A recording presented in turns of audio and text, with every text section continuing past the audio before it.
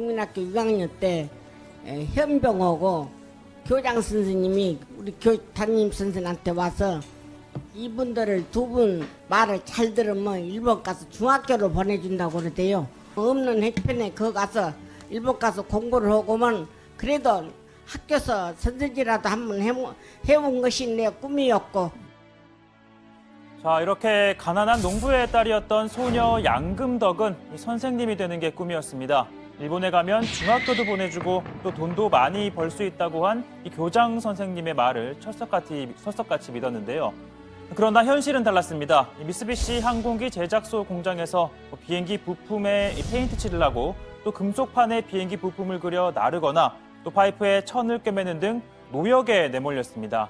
그러나 손에 들어온 건 단 한 푼도 없었습니다. 자, 그뿐만이 아니었죠. 이들이 무엇보다 견딜 수 없었던 건 따가운 시선이었습니다. 꾀임에 속아 일본으로 건너가 강제 노역에 시달린 것도 모자라 이 해방 후에는 일본군 위안부라며 손가락질을 받으며 숨죽인 채 살아야만 했습니다. 너무나도 그렇고 자식들한테 부끄러워서 그런 소리도 못하고 평생을 살아온 것이 이렇게 한이 됩니다. 지금도 고향에 가면 저 정신대 할머니다 그러고 손가락질합니다. 남들은 손가락질 안 받으려고 고사스러 숨어서 다니는데 누가 꼭 뒤에 따라온 것 같아서 무서울 때가 한두 번이 아니어서 그럽니다. 자, 방금 보시는 양금덕, 김성주 할머니 등은 1999년 일본 나고야 지방재판소에 미쓰비시를 상대로 손해배상 소송을 냈지만 2008년 일본 최고재판소에서 패소가 확정이 됩니다. 그러다가 2012년부터 국내 소송에 돌입을 했고요. 광주지법과 광주고법은 미쓰비시가 피해자들과 유족들에게 1억여 원을 배상하라고 판결합니다. 그리고 오늘 대법원은요, 미쓰비시는 피해자들에게 위자료를 지급할 책임이 있다며 판결을 확정했습니다.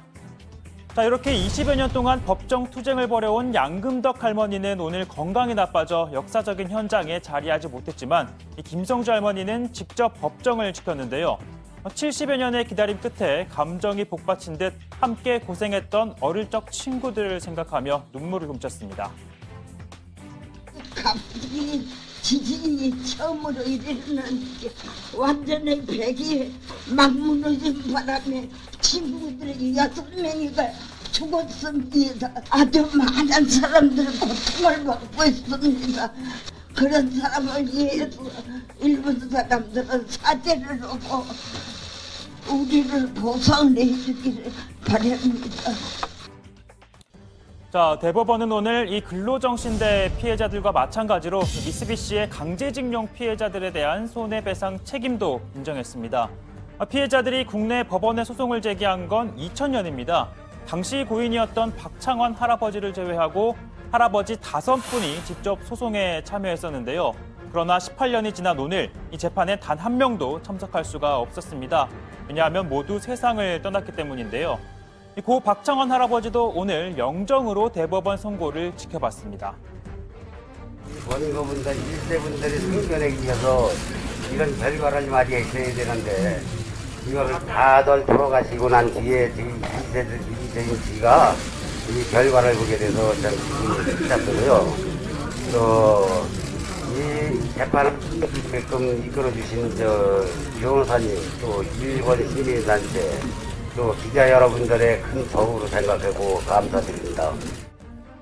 자, 오늘 잇따라 대법원 판결이 확정이 되자 일본 정부는요, 결코 받아들일 수 없다며 반발했습니다.